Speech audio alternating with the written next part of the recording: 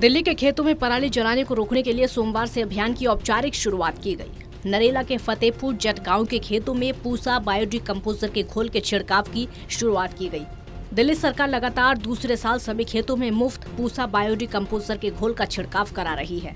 बीते साल दिल्ली सरकार ने करीब 2000 एकड़ खेतों में बायोडिकम्पोजर के घोल का छिड़काव कराया था, जिसमें सिर्फ गैर बासमती धान के खेत ही शामिल थे। इस बार सरकार 4000 एकड़ खेत में घोल का छिड़काव कराने की तैयारी में है और गैर बासमती के साथ साथ बासमती धान के खेतों में भी सरकार घोल का छिड़काव कराएगी। पिछली बार पहली बार हम दिल्ली के अंदर इसका छिड़काव कर रहे थे। बहुत सारे प्रश्न थे किसानों के मन में, लेकिन उसके जो परिणाम आए हैं तो पिछली बार से डबल दुगना किसानों ने अभी तक जो है अपना रजिस्ट्रेशन कराया है छिड़काव के लिए। इस बार पिछली बार लगभग 2000 एकड़ की हमने छिड़काव कराए थे।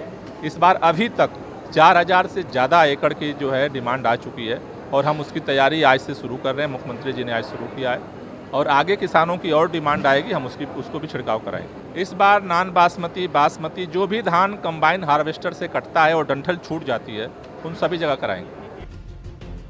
बीते साल सरकार ने पहली बार बायोडिकम्पोजर के घोल का प्रयोग किया और काफी समय तक वो सफल रहा।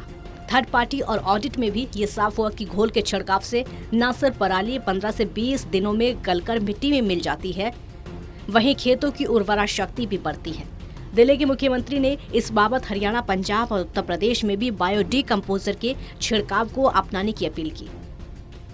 तो जब किसान अपनी फसल निकाल लेता है, काट लेता है, तो नीचे जो डंठल बचता है जिसको पराली कहते हैं, उसे किसान आग लगा दिया करता था, क्योंकि अगली फसल बोने के पहले समय कम होता था, उसको साफ करना होता था खेत। अब ये घोल जो है बायोडिकम्पोजर, इसको छिड़कने से 15 से 20 दिन के अंदर वो डंठल गल जाता है और वो एक तरह से खाद के रूप में परिवर्तित हो जाता है। तो जो अभी तक हमारे लिए लायबिलिटी होती थी, जब उसको जलाते थे तो उसमें बहुत सारी मिट्टी में जो आवश्यक कीटाणु हैं वो भी मर जाया करते थे। अब ये घोल डालने से, घोल छिड़कने से, जो स्टडी की वेबकॉस ने स्टडी की, केंद्र सरकार की एजेंसी है वेबकॉस, उसने इसकी स्टडी की और उसने पाया कि कार्बन का कंटेंट, नाइट्रोजन का कंटेंट और भी बहुत सारी